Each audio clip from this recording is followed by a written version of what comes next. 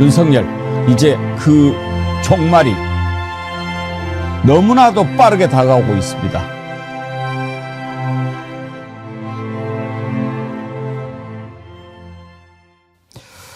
여러분 안녕하십니까? 백운기입니다. 새해가 밝았습니다. 2025년 새해는 정의와 상식이 바로 서는 해가 될 것입니다. 거짓과 술수가 사라지고 악한 기운이 물러가는 한 해가 될 것입니다. 그 출발은 윤석열 파면이 될 것입니다. 거짓된 지도자가 그 자리에 있는 한 정의와 상식은 바로 설 수 없기 때문입니다. 이제 헌법재판관도 8인 체제를 갖추었으니 완전하진 않지만 정당한 절차를 밟아 나갈 수 있게 됐습니다. 머지않았습니다. 다시 한번 위대한 대한민국을 세계에 보여줍시다. 세계 모든 나라가 민주하면 대한민국, 그렇게 인정하는 새해를 반드시 만들어냅시다. 그렇게 될 것입니다. 2025년 새해 첫날 생방송 백운기의 정치 1번지 힘차게 출발합니다. 네, 정어리몰이 새해를 맞아서 특별히 준비한 특별 기획 상품, 여러분이 사랑해 주셨던 도가니탕과 떡국 세트로 해서 도가니탕 떡국 세트 준비했는데요. 오늘부터 금요일 1월 3일까지 딱 사흘간만 1000세트 한정 수량으로 진행한다고 합니다. 여러분들 많이 구입하셔서 푸짐하게 새해 맞으시기 바랍니다. 감사합니다. 네, 새해 첫날 여러분께 인사를 올리면서 시작하겠습니다. 오늘 장유미 변호사님, 신은규 대표님 어서 오십시오. 예, 우리 애청자님들 여러분께 새해 인사드리고 시작할까요? 네, 좋습니다. 애청자님 여러분, 그러면 우리 함께 새해 복 많이 받으세요 할까요? 네. 예. 애청자님 여러분, 새해 복 많이 받으세요. 네. 뒤에 떠오르는 해가 참 좋습니다. 새해를 맞는 감회가 저는 오늘 어제부터 참 남달랐어요. 언젠가부터 새해를 맞는 게 좀 평범해졌는데 어제부터는 좀 설레고, 야, 뭔가 좀 새해는 달라질 것 같다 하는 생각이 들었던 게 참 오랜만이었는데, 장유미 변호사님도 그러셨나요? 저도 이제 나이가 한 해 한 해 지나면서 좀 한 해가 지나가는 거에 대해서 좀 무감해졌는데, 그래도 한 해가 다시 박는다는 데에 대한 희망은 계속 좀 마음가짐을 좀 새롭게 하고 그런 계기는 되더라고요. 그런데 좀 연말 같다는 생각이 많이는 또 평소보다 좀 안 들고, 또 직전에 너무 큰 참사가 있고 해서 그래도 대한민국이, 그리고 유가족분들도 너무 좀 슬프시겠지만 다 극복하시기를 정말 기도하면서 잠들었습니다. 새해 특별히 바라는 소원이 있으십니까, 장유미 변호사님? 저는 이제 아이를 키우다 보니까요, 그냥 아이 개인의 건강, 뭐 공부를 잘했으면 좋겠다 이걸 넘어서 정말 저희 아이가 살아갈 미래 대한민국에 대한 고민을 많이 하는 거예요. 그러니까 개헌과 관련해서도 제가 뉴스를 그때 새벽에 보면서 너무 많이 오니까 저희 아이가 누가 뭐 다쳤냐 죽었냐 이러더라고요. 그래서 제가 어떻게 보면 지금 생각하면 약간 실소가 나오지만 대한민국의 민주주의가 죽었다 이렇게 이야기를 했는데, 이게 저는 모르겠습니다. 근데 저희 아이들이 살아갈 세상이 지금의 이렇게 민주주의가 허물어진 토대 위에서 살아가서는 안 된다는 생각이 들어서 그걸 재건하는데 조금이라도 그냥 도움이 된다면 제가 정어리 TV에서 열심히 해보겠습니다. 네. 우리 신인규 대표님은 아마 새해를 맞는 느낌이 다를 것 같습니다. 오늘부터 불교방송에서 프로그램 진행을 시작하게 됐죠? 예, 뭐 아주 갑작스럽게 저에게는 좀 좋은 기회가 와서 오늘부터 제가 아침에 진행을 좀 하고 왔고요. 시부터입니까? 아침 7시 20분부터 이제 9시까지 한 100분 정도 제가 진행을 이제 맡게 됐습니다. 제목이 신인규의 아침 저널입니다. 아침 저널. 원래 불교방송 아침 저널이 유명한 시사 완전 프로그램이잖아요. 간판 프로죠. 아침에 간판 프로. 그래서 제가 좀 어깨가 많이 무겁고 사실은 또 책임감을 많이 느끼게 돼서, 그래서 굉장히 저도 어제는 좀 잠을 깊게는 못 잤습니다. 그래서 또 무거운 책임이 있는 만큼 더 열심히 제가 하고자 하는 바람이 있고요. 그리고 무엇보다도 새해 그러면은 이 새로움이라는 거는 늘 모두에게 좋은 의미로 다가오지 않겠습니까? 근데 지금 우리에게 지금 앞에 지금 놓여진 이 숙제들이 또 간단치는 않기 때문에 저도 마음이 뭐 좋고 들뜨기보다는 굉장히 좀 숙연하게 저는 마음을 가지고 가고 있고, 저는 이제 올해 제가 앞자리가 좀 바뀌는 해가 돼서 제가 이제 좀 제 개인적으로는 4학년. 이제 4학년으로 진급이 돼서 이제 먼저 학년에 들어오신 제가 우리 장윤 변호사님 앞에서 말하기 좀 그렇긴 한데, 그래도 어쨌든 저는 개인적으로 예. 이제 앞자리가 좀 바뀌는 그런 해가 됐습니다. 장윤배 변호사님은 3학년 아닌가요? 아니, 저는 2학년이라고 아이한테 저 27살이다 이랬는데 예. 아이가 그걸 그대로 믿고 있어요. 이 부분만 안 보도록. 아니, 그래서 저는 딴 거보다도 나이 들어감이라는 것도 사실은 뭐 저도 앞자리가 바뀌었다 이 말씀 드렸지만 좀 성숙이라는 게 굉장히 필요한 거잖아요. 그래서 대한민국의 민주주의도 한 살 더 먹었으니까 더 성숙해야 되는데 지금 현실은 또 그렇지 않아서 하여튼 많은 고민을 좀 던져주는 것 같습니다. 진행자로서의 새 출발을 하게 되는 2025년 신인규의 해가 되기를 바랍니다. 네, 열심히 하겠습니다. 잘 하실 겁니다. 뭐 오마이TV에서도 진행을 했지만 이렇게 이제 지상 공중파에서는 예. 처음 하시는 거잖아요. 아주 귀한 기회가 될 것이고, 앵커 선배로서 팁을 하나 드릴까요? 아우. 잘하는 방법. 좀 여러 개 좀 주십시오. 예. 새해 첫날이니까 다 줄 수는 없고 하나만. 잘 들으면 됩니다. 예. 잘 듣고 놓치지 않도록 이렇게 잘 들으면 된다.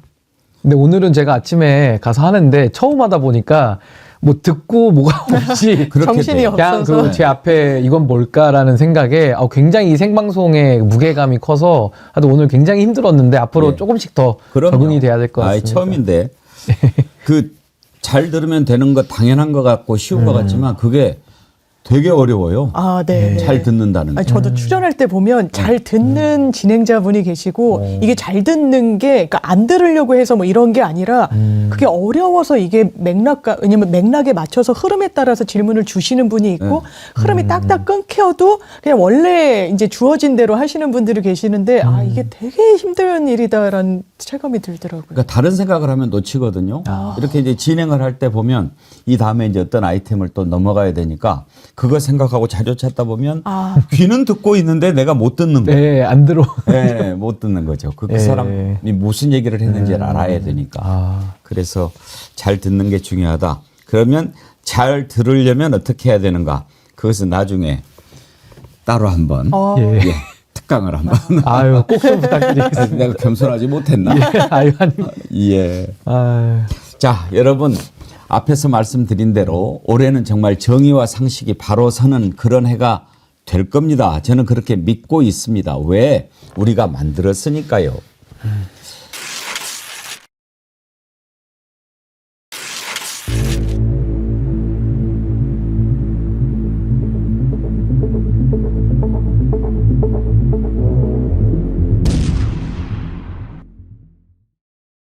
(2025년) 정의와 상식이 바로 서는데 그 첫 번째 윤석열 파면입니다. 파면과 또 사법 처리는 별개입니다. 이걸 혼동하는 분들이 가끔 있는데 정치 1번지에서 잘 중심을 잡아서 안내를 하도록 하겠습니다. 우리 내비게이션을 잘 따라오세요. 파면은 이제 헌법재판소에서 탄핵 심판을 해가지고 최종적으로 윤석열이 헌법과 법률을 중대하게 위반한 혐의가 이제 사실이 밝혀지고 그렇게 해서 더 이상 이자를 대통령 자리에 두고 있는 것보다는 이자를 파면하는 것이 더 헌법 이익에 부합한다라고 헌법재판소가 판단하면 대통령을 파면하고 그때부터 윤석열은 이제 일반인이 되는 것이죠. 그런데 이제 지금 윤석열은 또 파면과는 따로 법의 심판대에 섭니다. 이게 더 우선이 됐습니다. 윤석열이 사실 그동안 저지른 죄를 보면 진작 구속이 되고도 남을 일들을 한 게 하나 둘이 아닙니다.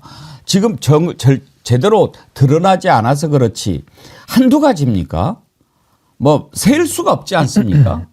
그런데 대통령이라고 하는 자리는 그래도 우리나라를 대표하고 또 해야 할 일이 많기 때문에 우리 헌법에서 대통령에 있는 동안에는 재직 중에는 형사상 소출을 당하지 않게끔 예외 조항을 만들어 놓았지요. 그런데 그 예외 조항 가운데 또 예외가 있습니다. 그게 뭐냐? 내란이나 외환의 죄입니다.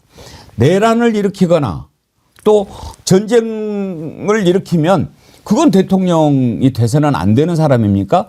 내란이나 외환의 죄를 범한 경우에는 그 재직 중에 형사상의 소추를 받지 아니한다 해서 제외가 되는 거예요. 그런데 지금 윤석열이 내란을 일으켰지 않습니까? 이거는 이제 다 밝혀졌는데 그걸 아니라고 하는 자들이 있습니다. 사람을 살인해 놓고도 아니라고 하는 자들이 있지요. 다 그러나 증거를 통해서 살인을 저질렀음이 입증이 되고 법에 따라서 살인죄로 처벌을 받고 그런 게 법치주의 아닙니까? 이제 윤석열이 내란을 일으켰으므로 그 특권이 이제 사라지고 조사를 받게 되고 구속이 되고 그렇게 되는데 그러면 그런 짓을 저질렀고 조사를 받아야 되는데 계속 거부하지 않습니까? 이것부터가 일단 법을 무시하는 태도고 이것부터가 대통령이라고 하는 자격이 없는 자라는 것을 스스로 드러낸 겁니다. 결국은 헌정사상 최초로 현직 대통령에 대한 체포영장이 발부가 됐고 이제는 끌려 나오는 수밖에 없게 됐습니다. 지금도 버티지만 어떻게 계속 버틸 수 있겠습니까? 법이 있고 국민이 있는데요. 이제 그런 부분들을 따져보려고 할 텐데 공수처에서 공조본이죠. 정확히는 공수처와 경찰이 하고 있으니까 체포영장 청구했고 서울 서부지법에서 체포영장 발부했습니다. 체포영장 1월 6일까지가 시한인데요. 언제 체포영장을 집행할지는 아직은 모르겠습니다만 지금 국민들이 걱정하는 것은 경호처가 혹시 막았으면 어떻게 되지? 경호처는 총도 있고 무기도 있는데 물리적 충돌이 일어나면 어떻게 하지? 지금까지 우리가 평화적으로 계속 이렇게 잘 해왔는데 어떻게 해서든지 물리적 충돌이나 유혈 사태는 없어야 되는데 이제 그게 가장 중요한 문제니까요. 그것부터 짚어보겠습니다. 오늘 아침에 오동훈 공수처장이 뭐라고 얘기했는지 먼저 들어보실까요? 언제 하실 예정입니까? 지금 공조수사본부 차원에서 협의를 하고 있고 지금 기한 내에 저희들 집행할 것입니다. 그 영장 집행 앞두시고 뭐 사전 준비 어떤 거 하고 계시는지 그리고 또 경호처랑 합의는 좀 어떻게 이루어지고 있는지도 부탁드립니다. 체포영장 집행과 관련하여 지금 그 집회도 있는 것으로 알고 있습니다. 너무 그 지나친 환호와 또 너무 지나친 반대가 있지 않기를 바랍니다. 저희들은 큰 소요 없이 진행되기를 바라고 다만 또 그런 사태에 대비해서 경찰과 그 경찰 인력을 동원하기 위해서 협조를 받고 있습니다. 경호처가 집행을 방해하면 특수공무 집행 방해로 입건할 수 있다 이런 경고 공문도 보낸다고 하셨는데 보냈나요? 예, 이미 그 공문을 보냈습니다. 직권남용 권리행사 방해죄, 특수공무집행 방해죄로 의율할 수 있음을 엄히 경고하였습니다. 먼저 문을 열지 않는 이 단계부터 집행을 방해한다고 보시는 건가요? 맞습니다. 저희들은 그 여러 가지 그 바리케이드, 그다음에 철문 등을 그 잠그고 우리 체포영장 집행에 그 응하지 않는 것 자체가 공무집행 방해라고 인식하고 있습니다. 예, 의지를 확실히 밝혔는데요. 정현미 변호사님 먼저 법률 용어가 나왔는데요. 직권남용 권리행사 방해죄, 네. 특수공무집행 방해죄는 어떤 죄입니까? 왜냐하면 체포영장은 그냥 수사기관이 집행하는 게 아닙니다. 영장을 발부한 주체는 법원이에요. 아. 그리고 체포영장에 의한 체포는 헌법에 있는 거예요. 영장 없이 구금하는 건 안 되기 때문에 대단히 엄중한 상황인 거죠. 그리고 그것을 막을 수 있는 권한이 있냐. 지금까지 경호처는요. 형사소송법 110조, 111조에 이렇게 돼 있습니다. 군사 기밀 시설이나 아니면 보안 시설 같은 경우에는 압수수색의 대상이 됐을 때 이 부분과 관련해서는 책임자의 승인하에 압수수색이 진행되도록 돼 있어요. 공무상 기밀과 관련해서도 뭔가를 방어 장치, 안전 장치를 대통령 측의 보호로 해석될 수 있는 여지가 있는데 심지어 오늘 노컷뉴스 단독 기사에 따르면 법원이 이거 110조, 111조 허용되지 않는다. 이 건에 대해서는 얘기했다는 거예요. 왜냐하면 기본적으로 체포하는 건 인신을 구속하는 겁니다. 대통령이 됐든 그것이 누가 대상자가 됐든지 간에 보안시설이든 뭐든 이 110조, 111조를 이유로 압수수색을 거부했던 그 이유로 인신의 집행을 구속하겠다는 그 집행을 막아설 수 있는 근거 규정은 없습니다. 그러니까 이걸로 빼지 말라는 거예요. 그러면 정당한 공무를 집행하는데 이걸 물리력을 동원해가지고 왜냐하면 공무집행 방해는 폭행 협박이 요건으로 돼 있거든요. 그러면 막아선다. 공무집행 방해인 겁니다. 특수공무집행 방해, 위험한 물건을 쓰거나 아니면 다중이 자기네들이 위력을 행사하면서 이런 정당한 영장 발부에 대한 집행을 사후 조치를 방해한다? 특수공무집행 방해예요. 가중해서 처벌 받습니다. 직권남용 권리행사 방해죄. 직권남용이라는 건 본인의 권한을 남용하는 거고 여기선 권리행사 방해죠. 정당한 권한 행사하는 자의 그 권한을 못하게 하는 거. 권리행사 방해죄에 딱 구속 요건에 해당하는 거죠. 이걸 문제를 삼아야 되겠습니까? 안 삼아야 되겠습니까? 경호처는요. 윤석열 씨 개인의 경호처가 아닙니다. 대한민국 경호처예요. 지금 직무집행이 정지된 대통령이라고 하더라도 경호 업무는 받고 있죠. 그런데 그 경호 업무는 정당한 영장집행까지 방해하는 경호 업무 아닙니다. 정당하게 최소한의 염치가 있으면 본인이 두 발로 걸어 나와야죠. 아니요. 그냥 본인이 지금 이 자리에서 물러나는 게 대한민국을 위해서 맞는 방향이죠. 근데 그걸 못하는 겁니다. 그걸 할 의지와 능력이 없거든요. 어떻게 접근하는 것이 가장 좋을까요? 우선 대한민국 헌법이 민주공화국이라고 나옵니다. 예. 경호공화국이 아닙니다. 뭐 경호로 우겨가지고 법원에 적법한 영장까지 체포영장 집행을 방해한다는 것은 상권 분립을 정면으로 위반하는 것이고 우리 헌법을 짓밟는 일이다. 저는 먼저 경고해 두고요. 그 경호처 직원들이 정상적인 법원의 영장 집행을 막아서면 이 직권남용 범죄가 성립되고 특수공무집행 방해가 성립되는 건 당연한 것이고 이게 더 심각한 것은 윤석열 내란 수계의 내란 행위가 지금도 진행되고 있기 때문에 진압이 끝난 게 아니기 때문에 그 내란 행위의 일환으로 볼 수도 있습니다. 그럼 주요 임무 종사자로 봐서 사형 무기 5년 이상의 징역에 처할 수도 있기 때문에 상당히 경호처 직원들은 이 부분까지도 저는 미리 경고를 해둬야 된다라고 보고요. 이걸 해결하는 유일한 방법은 순리대로 해야 됩니다. 그 어떻게 순리대로 하냐면 최상목 권한대행이 일단 법원에 의한 체포영장 나온 걸 어제 확인을 하지 않았습니까? 그렇다면 집행을 위해서 권한대행 자격으로 그 경호를 풀어라 라는 명령을 먼저 내려야 되고요. 두 번째는 경찰의 협조를 받는다고 아까 오동훈 처장도 이야기를 했는데 이 공조본 차원에서 경찰이 쓸 수 있는 인력이 두 가지가 있습니다. 하나는 기동대가 있고 하나는 특공대가 있습니다. 기동대는 쉽게 말해서 육군 보병으로 생각하시면 됩니다. 그냥 땅 짚고 가는 이제 경찰들을 기동대라고 하고 이 특공대라는 경찰 조직은 지방청에 배속되어 있는데요.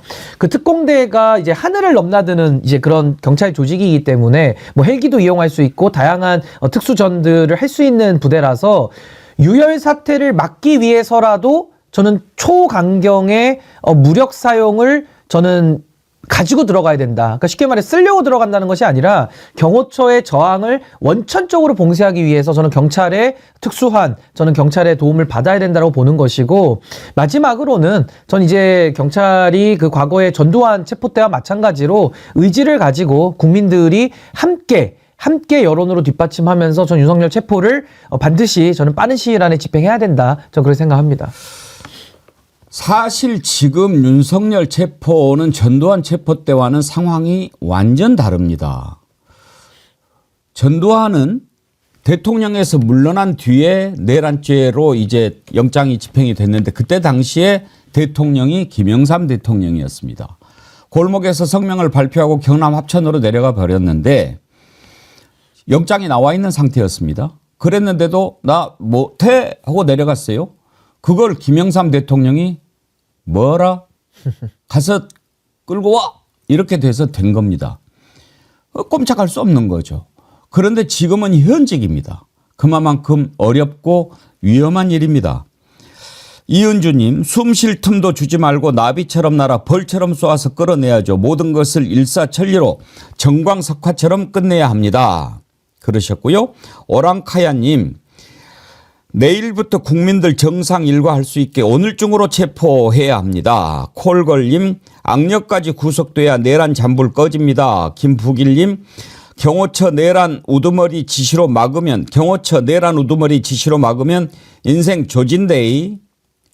개엄한 사령관님, 헬기로 들어가세요. 헬기로 그러셨는데 정말 제가 바라건대 더 이상 버티다가는 더 죽습니다. 아까 지금 하나 넘으면은 하나 또 산이 찾아오고 이제 국민들께서 참 많이 힘드신 건 같습니다. 그러니까 지금 윤석열에 대해서 체포영장 나오기까지도 그 서부지법의 영장정단 판사가 33시간을 고심을 해서 발부를 했거든요. 근데 영장을 발부해도 이 기존의 시스템을 또 부정하면서 또 집행을 가로막는 뭐 이런저런 문제들이 있다 보니까 이제 국민들께서 많이 좀 화가 나시는데 저는 이렇게 한번 말씀드리면 어떨까 싶습니다. 그 무력 충돌 문제 저는 당연히 만에 하나까지도 다 대비해서 저는 기동대와 경찰특공대까지 선제적으로 저는 미리 준비해야 된다라는 그런 뜻이고요. 또 하나는 군을 동원할 수 있는 4스타, 3스타, 뭐 계엄사령관, 뭐 지금 수방사령관, 특전사령관 다 구속돼 있습니다. 그러니까 그 사람들이 군이라고 하는 물리력을 동원할 수 있는 위치에 있음에도 불구하고 내란이 실패했을 때 법원이 발부한 영장에 의해서 다 구속됐거든요. 저는 윤석열에 대해서도 이제 공수처가 국민을 믿고 저는 만반의 준비를 해서 들어간다면은 저는 체포 반드시 가능하다. 물리력을 갖고 있는 군도 우리가 해냈기 때문에 저는 경호처도 그리고 공무원들이 직업 공무원들이기 때문에 저는 그렇게까지도 저항할 동기가 없다. 저는 그렇게 생각합니다. 빨리 체포해야 됩니다. 혹시 이런 방법은 없습니까? 장유미 변호사님. 먼저 지금 경호처가 만약에 반발을 한다고 그러면은 경호처에 대한 체포영장이나 이런 것을 먼저 발부받아서 정리하고 윤석열을 끌어내는 방법은 없을까요? 근데 경호처가 아마 이게 그 단위로 움직일 테니까요. 뭐 몇 개 몇 조로 하니까 그 당시에 그러면 경호처 전원에 대해서 하나하나 또 특정하는 문제가 있을 것 같아서 그렇게 하기는 사실상 좀 어려운 부분이 있고 일단 이거 대단히 이례적인 상황이에요. 저희가 형사 사건 할 때 우리 의뢰인한테 체포영장 발부되는지 신청됐는지 청구됐는지 전혀 모릅니다. 수사는 밀행성 원칙이거든요. 몰래 하는 거예요. 그러다가 어머 영장이 떨어졌네 이러면서 부랴부랴 대응하고 이러는 거죠. 그런데 이거는 워낙에 큰 사건이다 보니까 한 번 소환을 했네, 두 번을 했네, 세 번을 했네 이러면서 그러면 두 번째 이후에 체포영장 청구할 거냐 아니면 세 번째 이후에 할 거냐 시시각각 다 피의자 윤석열이 알게 되는 거죠. 이거를 그러면서 방어를 하고 증거인멸을 저는 했을 거라고 생각합니다. 시간을 벌어줬으니까요. 그러니까 이 경호처에 대해서 또 사전 작업을 하는 거는 실질적으로 또 이 특정의 문제 때문에 어렵고 그러면 이걸 빨리 단행을 해야 되는데 영장의 시한은 일주일이에요. 그래서 아까 말씀 주신 대로 1월 6일까지인데 보통 그렇게 막판에 가서 집행하는 경우는 없습니다. 이게 실효가 돼서 영장이 끝나버리면 또 받아야 돼요. 이게 얼마나 소모적입니까? 그리고 영장이 제대로 집행이 되지 않으면 법원에 또 소명을 해야 됩니다. 수사기관으로서는. 이런 부분과 관련해서 저는 박형수 원내수석 부대표인가요? 국민의힘 분이 그렇게 이야기하시더라고요. 이거 제발로 걸어나가야 된다. 이거 그냥 본인이 자진 출두해야 된다. 물리적 폭력, 물리적 충돌도 충돌인데 이거 국격이 어디까지 떨어져야 되냐라고 하는데 최소한의 일반의 양심이 있으면 본인이 나가야죠. 변호인 선임계도 안 됐다가 아주 그냥 기습적으로 내고 이러면 안 되는 겁니다. 일국의 대통령인 사람이요. 지금도 대한민국 대통령 윤석열 씨 아닙니까? 그런데 요리 빼고 조리 빼면서 이런 거 확신범이라고 하는 거예요. 자기 죄가 없다라고 이 순간에도 확신하고 있구나. 저는 국민들이 그대로 용납하지 않으실 거라고 생각합니다. 저는 이제 일국의 대통령으로서도 대한민국의 국격을 생각할 때 끝까지 내란 수괴가 헌법 체계를 부정한다? 그 용납할 수 없는 거지만요. 더더군다나 윤석열이라는 자는 검사 출신이잖아요. 그동안에 본인이 얼마나 많은 영장을 청구했고 또 많은 사람들이 인신을 구속했던 업을 했던 사람 아닙니까? 근데 이제 와서 본인이 수사 대상자 되니까 저런 식으로 궤변으로 일관하면서 끝까지 영장 집행을 막겠다라는 것은 저는 자기 모순이고 자가당착이다. 그리고 자기 인생을 부정하는 거기 때문에 저는 지금이라도 빠르게 협조를 하고 근데 협조 안 할 게 명확해 보이기 때문에 저는 오동훈 처장이 빨리 결단 내려서 좀 빨리 영장을 집행하는 것이 혼란을 최소화하는 유일한 길이다. 전 그렇게 봅니다. 그거 당연한 거죠. 그렇게 해야죠. 그런데 문제는 윤석열이라고 하는 자가 인간적으로도 기본이 안 된 자고 아니 본인이 검사를 했잖아요. 저는 윤석열 아마 3번까지 출석 요구 해본 적도 없을 거라고 생각합니다. 그렇죠. 3번이면 얼마나 많이 봐준 겁니까? 그렇게 해서 체포영장을 발부를 했는데 지금도 뭐 나오는 얘기를 들어보면 뭐 내 발로 나갈 생각은 전혀 없을 뿐만 아니라 지금 변호사를 통해서 하는 얘기가 그 영장이 적법하지 않다고 주장을 해요. 그 윤곽근 변호사인가요? 이 얘기를 한번 들어보시죠. 그 요지는 입장문에서 보셨겠지만 어떤 권한 없는 기관에서 청구한 영장이 발부됐다는 것이 놀랍고, 그리고 어떤 공수처의 그동안 관할이 중앙지법이었는데 전례 없이 그 서부지방법원에 영장이 청구된 것이 참 유감스럽다. 그리고 이런 불법적인 또 영장 청구가 발부된다는 것이 이 법치주의에 맞는지, 이런 불법적인 영장 청구는 불법 무효라는 입장입니다. 그 법원에서 내란 수괴 혐의로 발부된 만큼 법적 문제가 해결된 거 아니냐 이런 지적도 있는데 어떻게 보시나요? 발부된 것으로 모든 것이 해결되는 것이 아니고 법상 명백히 권한이 없는 기관의 영장 청구인 것이고, 또 영장 청구 과정도 투명하지 않습니다. 무슨 군사작전 하듯이 밤 12시에 영장이 청구되고, 또 앞에서 말씀드렸듯이 중앙지법에 당연히 청구돼야 될 영장이 무슨 영장 쇼핑하듯이 서부지방법원에 가서 청구가 됐습니다. 그러니까 법 규정에 의하든 어떤 절차를 보았을 때 이것은 불법 무효인 영장이 틀림없습니다. 지금 저 변호사가 대구 고검 검사장까지 지낸, 검찰의 고위 간부를 지낸 검사 출신입니다. 검사 출신이라고 하는 사람이 저런 논리로 영장을 청구한 것이 뭐 시간도 그렇고 뭐 청구한 것도 그렇고 그 자체가 불법이라고 이야기를 합니다.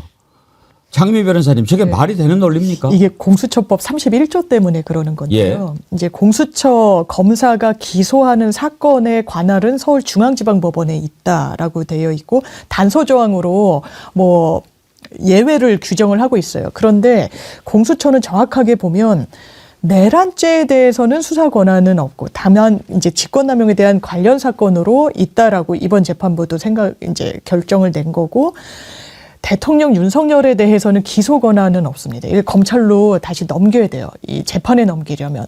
그러니까 이 부분은 공수처 검사가 기소하는 사건에도 해당하지 않아요. 그러니까 서부지방법원에도 관할이 있고 중앙지방법원에도 관할이 있다라고 보여지는 겁니다.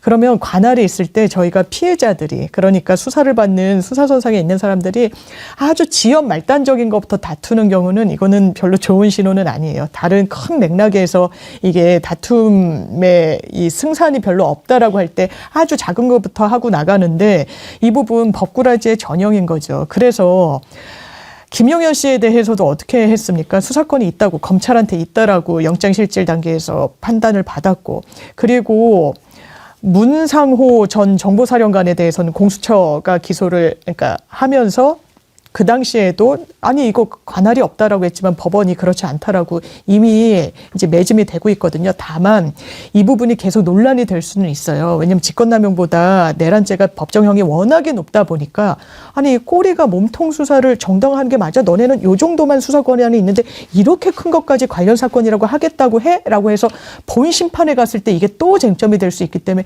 그래서 정답은 특검입니다. 특검을 더 이상은 늦추면 안 돼요. 내란 특검에 대해서 또 거부권 행사가 이루어졌는데 이거 빨리 조속히 해야 됩니다. 예. 저 논리를 신인규 대표님은 어떻게 들으셨어요? 근데 저는 이제 저런 장면 하도 많이 봐서 이제 참 지긋지긋한데, 참 너무 견디기 힘듭니다. 이게 참 검사장까지 지냈다라는 사람이, 알만한 사람이 저렇게 나와서 한다는 건 전 사악하다고 보고요. 우리가 수능시험 봤는데 답이 5번인데 답을 3번이라고 기입한 학생이 3번이라고 답을 목소리 크게 저렇게 윤곽근 씨처럼 외친다고, 그럼 3번으로 바꿔줘야 됩니까? 교육부가 3번으로 바꿔줘야 됩니까? 문제가 틀렸다고 하는 거죠, 지금. 그러니까요. 이게 법원에 소송 제기하면 또 답은 5번으로 정답 나오는 거예요. 그래서 저는 요즘 참 이런 행태에 대해서 저는 정말 개탄스럽습니다. 헌법재판소가 헌법에 대해서 해석을 해도 위헌이라고 부르고요. 법원에서 영장을 발부해도 그걸 불법이라 불러요. 그럼 저는 그분들에게 역으로 묻습니다. 우리가 대학교 1학년 때 다 법학과 나오면 제일 먼저 배우는 게 뭐냐면요. 각 기본 개념을 우리가 배우거든요. 그럼 법원을 뭐라고 배우냐면 이 사법부가 법률의 해석 적용의 최후의 보루로 배웁니다. 우리가 이제 세상에서야 뭐 여러 사람 모이면은 위법으로 해석할 수도 있고 합법으로 해석할 수도 있고 다양한 해석이 있지 않습니까? 그 해석을 권위를 가지고 마지막에 땅땅땅 때리는 사람이 누구냐? 법률의 해석 적용권을 사법부가 갖고 있거든요. 법원이 갖고 있습니다. 근데 윤곽근 씨 본인이 변호인이고 무슨 자격으로 자기가 불법 운운합니까? 그리고 위원에 대해서도 뭐 권성동 원내대표를 비롯해서 요즘에 뭐 위원 다 본인들이 다 걸어다니는 헌법재판소예요. 제가 보니까 다 헌법재판소입니까? 아니 우리 헌법재판소가 재판관 임명하라고 얘기를 하고 헌법재판소에서 헌법을 마지막으로 최종적으로 해석할 권한이 헌법재판소에 있고 또 헌법에도 헌법재판소 구성하라고 다 이미 써놨는데 그 법조항을 지키지 않아요. 그러면서 자기들이 위헌이라고 노래 부르고 다닙니다. 도대체 이런 사람들과 우리가 민주공화국 시민 노릇을 같이 할 수 있습니까?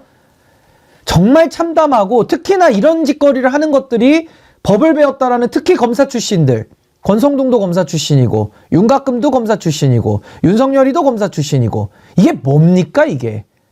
그러면 윤곽근 씨는 본인이 발부받았던 영장들은 불법 아닙니까? 그러면 그 논리대로 하면 그때 당시 사기꾼이나 그때 당시 피의자들은 윤곽근이 검찰 있을 때 영장 청구하면은 다 부당하다 했을 거거든요? 그럼 불법 무효라고 했을 때 본인은 뭐라 그랬을까요? 정말 내로남불도 이건 너무 지나치다. 이성과 저는 합리가 완전히 지금 다 마비됐구나라는 생각이 듭니다. 어떤 영화에서 그런 장면 있었는데 영화 제목은 기억이 안 나는데 뭐라고 하니까 나는 사람 아닌 것은 상대하지 않아. 그런 장면이 있었어요. 사람이 아니라고 봅니다. 사람이 아니죠. 나의 시간님께서요. 1일차 막는 놈 잡고 2일차 막는 놈 잡고 3일차 막는 놈 잡고 마지막에 윤석열 잡으면 됩니다. 그러셨고요. 바다님 맞아요. 경찰 특공대와 정광훈 똘마니들 경호처 다 막아낼 만큼의 경찰 특공대와 기동대 최대한 많은 인원이 출동해서 경호처도 그 자리에서 방해하면 체포해야죠. 예, 공수처가 영장 청구 잘 했고요. 바로 또 발부 잘 됐습니다. 법이 살아서 움직이고 있다는 것을 보여주고 있는 거죠. 이제 법 집행이 얼마나 엄정한 것인지 한번 보여줄 때가 됐습니다. 꼭 그렇게 빨리 됐으면 좋겠습니다. 김정숙님 멋있는 글을 주셨는데 원펀치 쓰리 깡냉이 원펀치 쓰리 깡냉이 김정숙님 여자분 성함이라서 여성분이 무슨 원펀치 쓰리 깡냉이 이렇게 생각하실 수 있는데 이분은 남성분이신데 돌아가신 어머니 성함이 이렇습니다. 그래서 제가 카페에서 우리 가족에서 올리신 사진 봤는데 어머님을 그리는 애틋한 마음이 느껴져서 참 한참 들여다봤습니다. 김정숙님, 네, 감사드리고요. 랭커님 제가 요즘에 너무 힘든 게 뭐냐면요. 저는 논쟁이 활발한 사회를 꿈꾸거든요. 네. 민주주의가 소통이고 갈등이 존재합니다. 저는 그 갈등을 잘 드러내고 또 잘 해결하는 데까지 가는 게 정치의 본령이고 그거 하려고 저는 와 있는 사람인데 요즘 보면요. 논쟁을 해서는 안 되는 거를 논쟁 붙이고 있고요. 예. 그리고 정당하게 논쟁해야 될 것들은 또 사라집니다. 예를 들어 내란을 가지고 우리가 논쟁할 수 있습니까? 아니 살인에 대해서 우리가 정당한 살인, 예쁜 살인, 착한 살인이라는 게 도대체 세상에 존재합니까? 그러게요. 근데 지금 내란을 가지고 토론하자는 부류의 인간들은 착한 살인이 있다는 겁니다. 정당한 내란이 있다는 겁니다. 근데 이걸 가지고 지금 지나바로 저도 방송 다니면서 저런 궤변들 항상 상대하고 이거 하려고 하다 보니까 좀 힘들고 또 국민들께서도 이거 지켜보시면서 얼마나 괴로우시겠습니까? 근데 특히나 지금 법률가들, 법을 배웠다라는 사람들이 이러고 있기 때문에 특히나 고위직을 지냈던 사람들이 이러고 있기 때문에 참 대한민국이 얼마나 참 허약한 나라였는가를 전 요즘에 많이 보면서 좀 참담함이 너무 좀 앞섭니다. 정말 기본적인 거를 가지고 얘기를 해야 되니까요. 참 힘이 드네요, 정말로. 아마 이번 주 안에 윤석열 끌려 나오는 모습 우리가 볼 수 있을 것입니다. 이성욱님 멧돼지 사냥개 100마리쯤 풀어버립시다. 어린 왕자님, 체포에 불응하면 특전사, 수방사, 707 특임대, HID, 경찰 특공대 즉시 출동시켜라. 야구방망이 들고 가면 좋을 것 같은데요. 예. 자, 그럼 이제 두 번째 트랙입니다. 지금 이제 내란죄에 관련돼서 수사가 이렇게 이루어지고 있는 한편으로 헌법재판소에서는 윤석열 탄핵안 심리 이루어지고 있습니다. 우리가 염려했던 것 중에 하나가 6인 체제로 계속 갈 경우에 이게 좀 문제가 될 수 있는 부분이 사실 있었습니다. 6인으로 심리는 할 수 있는데요. 결정하는 게 조금 문제가 될 수 있었습니다. 왜냐하면 장윤미 변호사님, 그게 헌법재판소법인가요? 맞습니다. 7인으로 의결을 해야 된다라고 맞습니다. 하는 게? 헌법재판소법에 따르면 의결을 할 수 있는 정족수는 7명이에요. 9명 중에 7명이 있어야 심리도 하고 결정도 낼 수 있는 겁니다. 그런데 이진숙 방통위원장이 아니 내가 지금 당장 직무집행이 정지돼가지고 이 직무집행 정지된 걸 풀어달라는 이런 소송을 해야 되는데 7인? 이거 6인 체제밖에 안 됐고 국회에서 합의가 안 됐는데 내 재판받을 권리는 어떻게 되는 거냐. 이 조항의 효력을 정지해다오. 헌법재판소가 이거 맞는 것 같은데? 라고 해가지고 일단 일시적으로 이게 중단이 된 거예요. 이 법률 조항의 효력이. 그러니까 헌법재판소에서 최근에 이 가처분이 있었으니까 6명으로 우리 심리 시작을 할 수 있다라고 했는데 그럼 이 6명으로 결정까지 낼 수 있나요? 라고 했을 때는 좀 어렵다는 취지의 의견을 낸 헌법재판관도 있었어요. 그러면 만약에 된다라고 해서 총의가 모아져서 6명으로 결정이 나온다고 하더라도 윤석열 씨의 그 한 줌도 안 되는 그 지지 세력들은 어떻게 할 겁니까? 정당성을 흔들어 버릴 거거든요. 그리고 이 6명 체제가 얼마나 불안정하냐면 지금도 극우 유튜버들은 정영식 재판관 내려와야 된다. 5명이면요. 탄핵과 관련해서는 6명의 찬성이 필요하기 때문에 5명으로는 아예 못하거든요. 결정이고 뭐고. 그런 상황에서 이 유동성을 그대로 가져가는 게 맞는 겁니까? 아닌 거죠. 그리고 4월 18일 2명의 문재인 대통령 임명 헌법재판관이 물러나게 되면 4명이 되는 거예요. 만약에 3명 충원이 안 되면 이런 상황을 의도하면서 그 스케줄대로 착착착 가겠다는 의도와 그 저의가 빤히 보이는데 이걸 그대로 두는 게 민주주의입니까? 그래서 저는 최상목 대행이 아쉽습니다. 3명 중에 2명을 한다는 그런 규정은 없어요. 근거도 너무나 미약합니다. 그럼에도 불구하고 2명이 충원이 돼서 다행이라는 생각합니다. 네. 그래서 이제 7명 이상 되면 이제 아무런 문제가 없게 되는 거죠. 박근혜 파면 때도 8인이었죠? 맞습니다. 그때도 8명이 전원 일치로 예. 파면 결정을 했습니다. 8대 0이었습니다. 그러니까 뭐 이제는 어떤 결론을 내려도 그러니까 파면 나오겠지만 파면한다든지 안 한다든지 그 절차적인 정당성에는 이제 이의를 제기할 수 없는 거 아닙니까? 이제는 이진숙 사건하고도 아예 무관하게 이제 헌법재판소가 불완전하지만은 그래도 심리가 가능한 이제 그 지경까지 된 건데 다만 변수가 이제 4월 중순에 지금 2명의 헌법재판관이 또 임기 만료가 됩니다. 그렇기 때문에 그러면 또 6명 체제가 되는 거거든요. 그래서 지금 4월 달까지는 그래도 지금 어쨌든 지금 상황에서는 온전하게 갈 수가 있는 건데 또 시한의 문제도 있다. 근데 제가 볼 때는 윤석열 파면 사건은 이거 굉장히 시간을 단축시켜서 진행을 할 것으로 보여지기 때문에 뭐 시기의 문제도 크게 없다. 저는 빠르게 파면 결정 나올 거라고 봅니다. 좀 아쉬운 부분은 있습니다. 최상목 대행이 지금 이제 국회가 3명 추천하지 않았습니까? 그러면 대통령 권한 대행은 소극적으로 그리고 대통령 권한 대행 아니라 대통령이라 하더라도 그것을 거부하면은 안 되는 겁니다. 왜? 대통령 몫이 있고 대법원 몫이 있고 국회 몫이 있기 때문에 국회가 3인 추천을 해가지고 올리면 그냥 사인하는 거예요. 근데 거기에서 2명은 되고 1명은 안 되고 이건 뭐 시험 보는 겁니까? 이거 참 아쉬운 거예요. 국회의장도 그렇게 해서는 안 된다. 그렇게 얘기를 했는데 혹시 국회의장 녹취가 준비가 됐나요? 예. 그 우원식 국회의장도 그러면 안 된다라고 했는데 장윤미 변호사님 네. 무슨 무슨 권한으로 2명은 되고 1명은 안 되고 이렇게 심사를 했나요? 그거는 너무 근거는 없어요. 아마 본인으로서는 좀 묘책이라고 생각한 것 같아요. 이런 맥락 때문이었던 걸로 생각이 됩니다.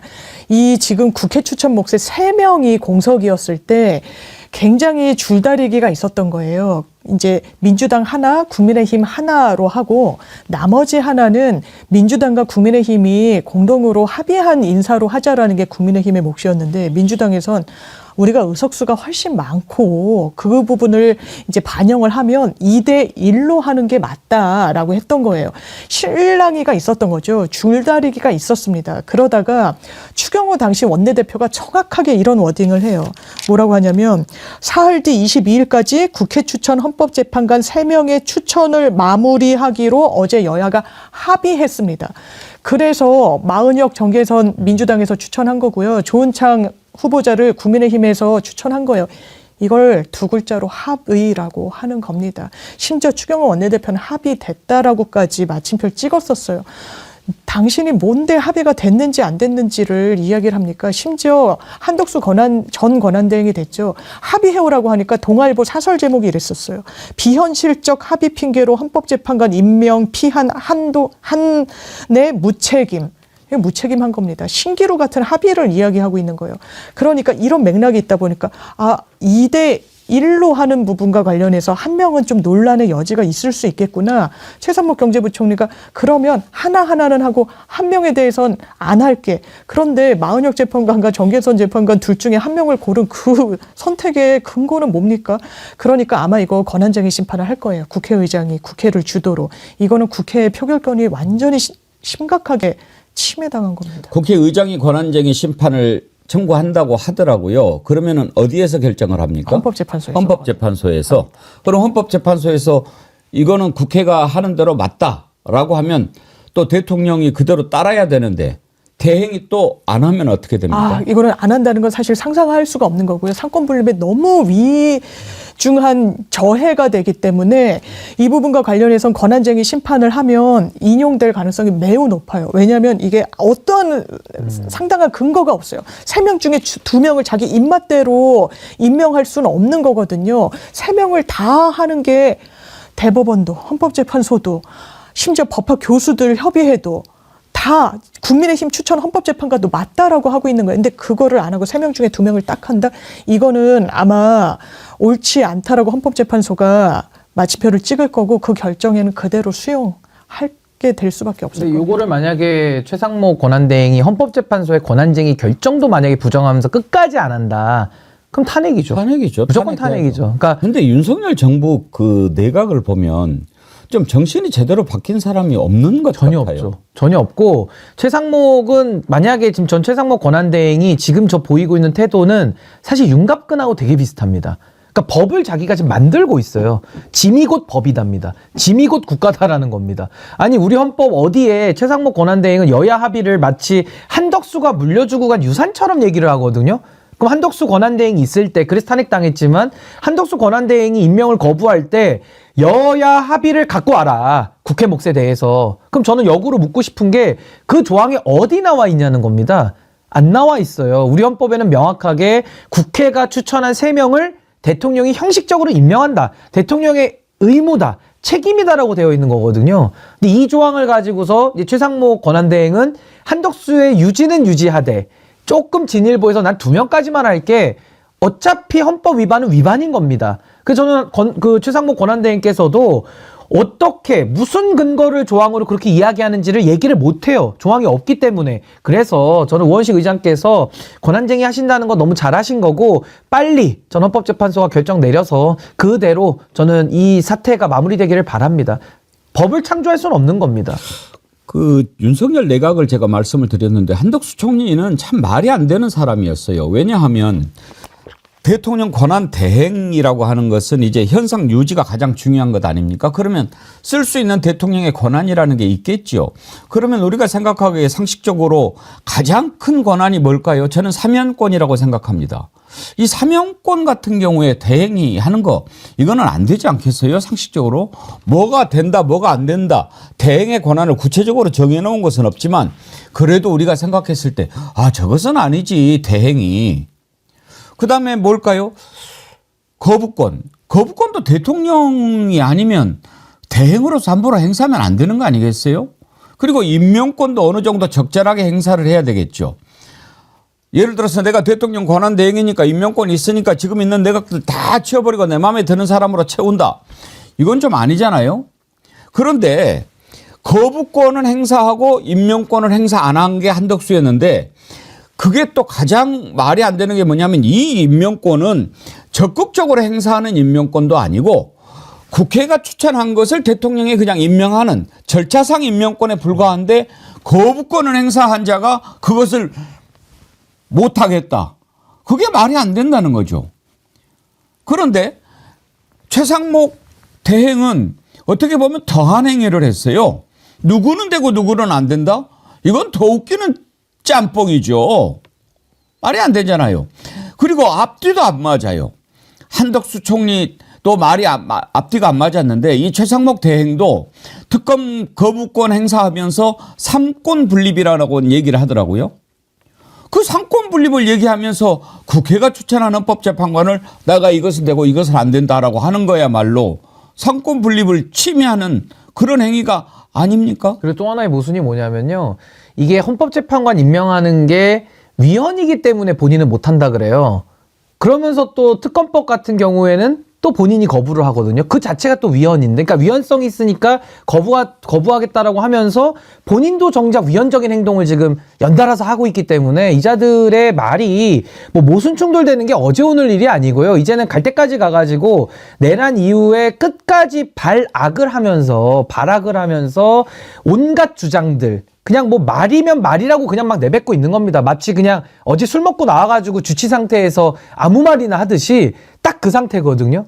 정말 심각하고 이런 자들이 어떻게 집권 여당의 구성원이며 또 정부를 이끕니까? 그러니까 윤석열의 내란까지 온 거라고 저는 봐요. 그래서 정말 초록은 동생이고 유유상종인데 너무 심각하다. 그 해악이. 그래서 전 이번 차제에 이 문제되는 것들을 발본색원하고 아예 뿌리를 뽑지 않으면 전 대한민국이 앞으로 나아갈 수 없다고 봅니다. 법을 어기는 사람들에게 공적인 역할 맡길 수 없습니다.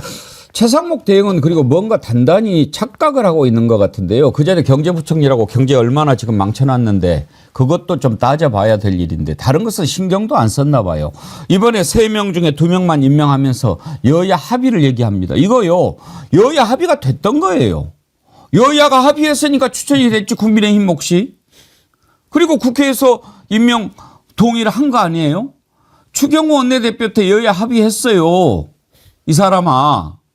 한번 들어보실래요? 사흘 뒤 22일까지 국회 추천 헌법재판관 3명의 추천을 어제 여야가 합의했습니다.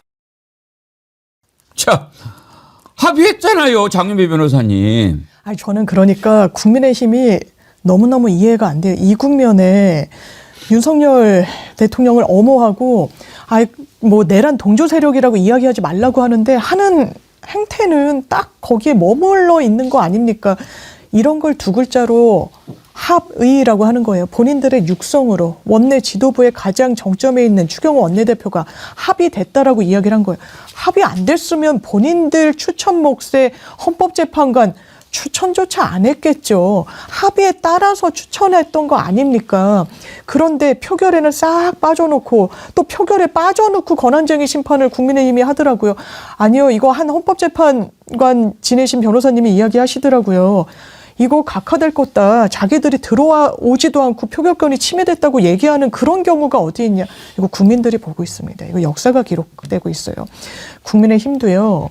지금 극우정당으로 몰락하지 않으려면요. 정강훈 목사 진영과 손절하고 윤석열 씨에 대해서 정확한 판단해야 됩니다. 그런데 지금 감싸고 돌고 어떻게든 헌법재판관 왜 이게 합의가 안 됐다라고 이야기를 할까요? 실제로는 다 됐다는 게 이렇게 만천하에 드러나 있는데 연기하겠다는 거예요. 어떻게든 이걸 지연시키면서 반격의 기회를 모색해 보겠다는 겁니다. 그게 아니면 이해되지 않거든요. 그게 아니면 지금의 행동이 설명되지 않거든요. 박근혜 전 대통령 때는 오히려 권성동 원내대표가 그 당시에 나서서 임명해야 된다라고 했었어요. 이거 어떻게 설명할 겁니까?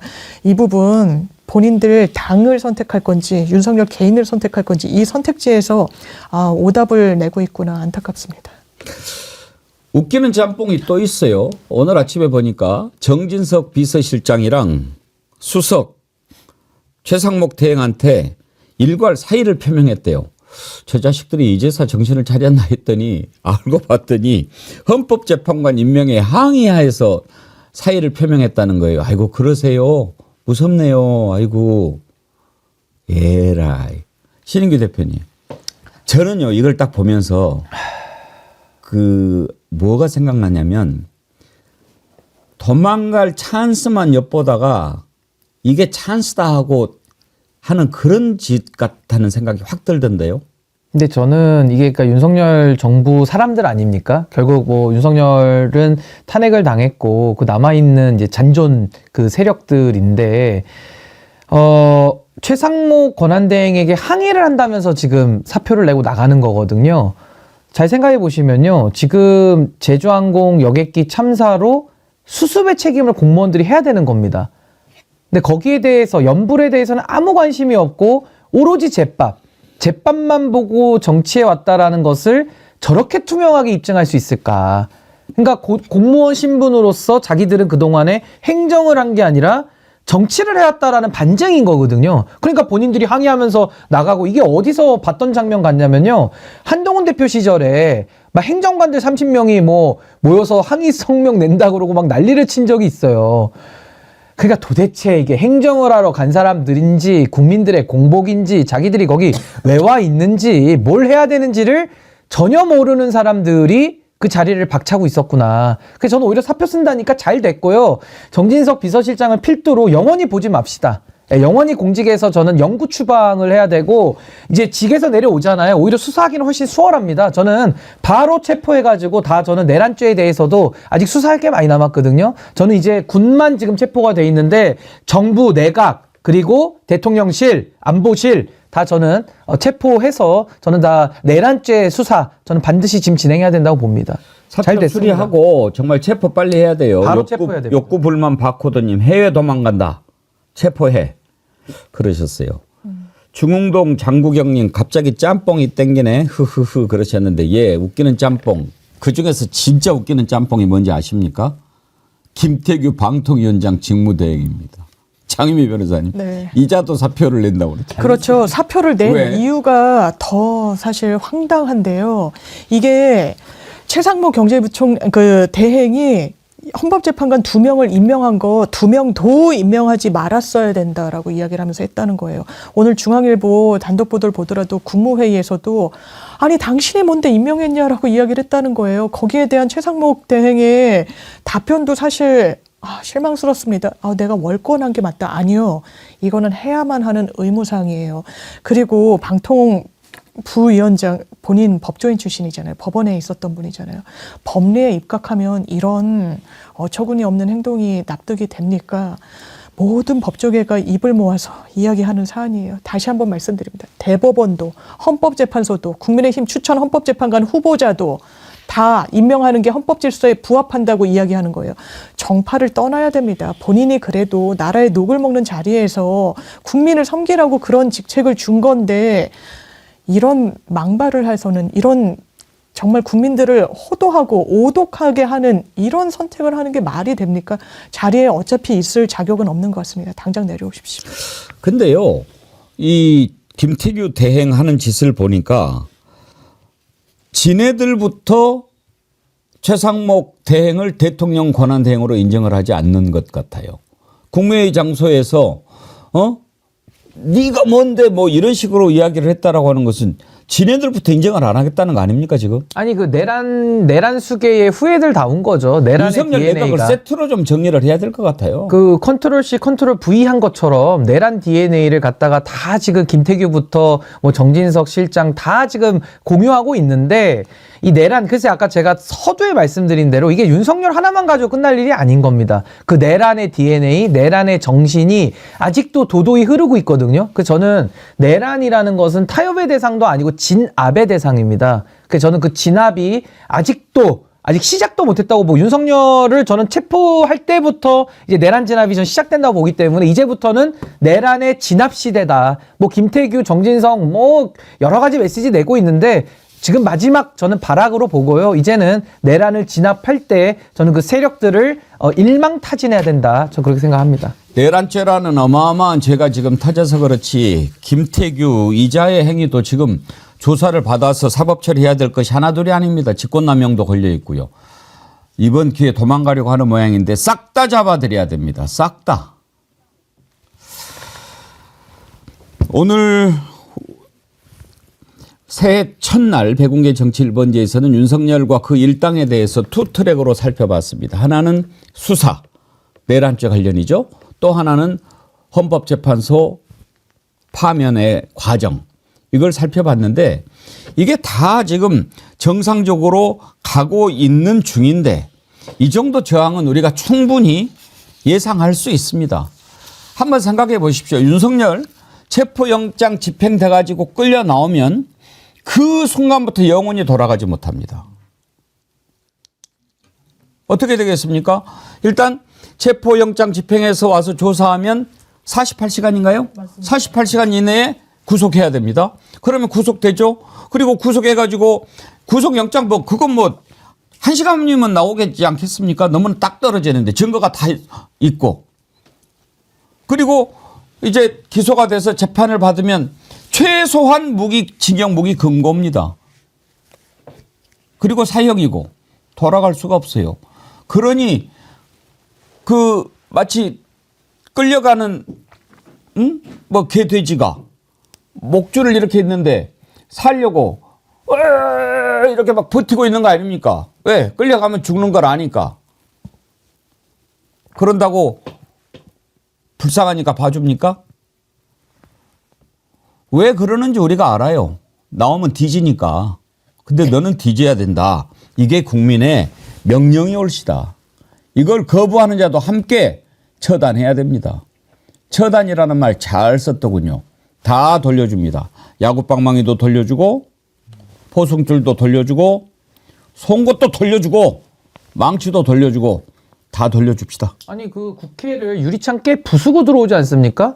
근데 왜 역으로 이건 정당한 법 집행이라서 이거야말로 유리창을 부수고 들어가야 되는 거예요. 그래서 저는 그걸로 돌려주고 싶고 전 요거 하나만 꼭 강조하고 싶은 게 윤석열 체포가 임박했습니다. 근데 여기서 중요한 게 뭐냐면 김건희입니다. 그러니까 김건희가 윤석열이 체포됨과 동시에 어떻게 그 후속적으로 행동할지 우리가 예상이 안 되거든요. 그렇기 때문에 전 수사기관에서 김건희에 대해서도 출국 금지를 비롯한 저는 신병 확보를 위한 절차들을 미리미리 지금 준비를 해야 된다. 윤석열이 체포되고 나서 약간의 공백기와 시간을 주면 거기서 김건희의 신병이 저는 확보가 안 될 가능성이 있기 때문에 지금부터는 윤석열의 체포 마무리와 김건희 신병 확보를 위한 준비 절차. 전 여기에 대해서도 우리가 좀 논의를 이제 시작해 나가야 된다. 그렇게 생각합니다. 생각보다 더한 일을 할 인간들입니다. 제가 볼 때. 2025년은 하루하루 진도가 착착착착 나가는 해가 될 것입니다.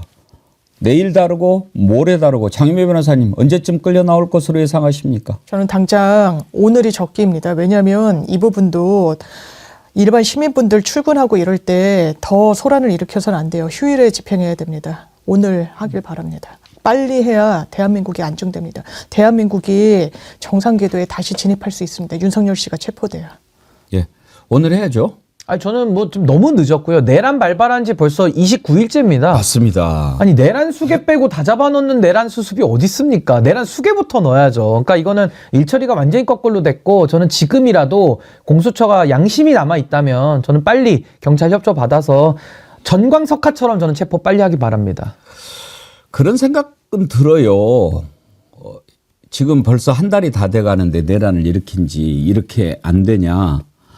오죽 안 되고 오죽 어려우면 대통령 면책 특권에 안 되는 것으로 넣어놨겠습니까? 내란이나 외환죄를. 심지어 살인과 강도도 불소추 특권에 들어가요.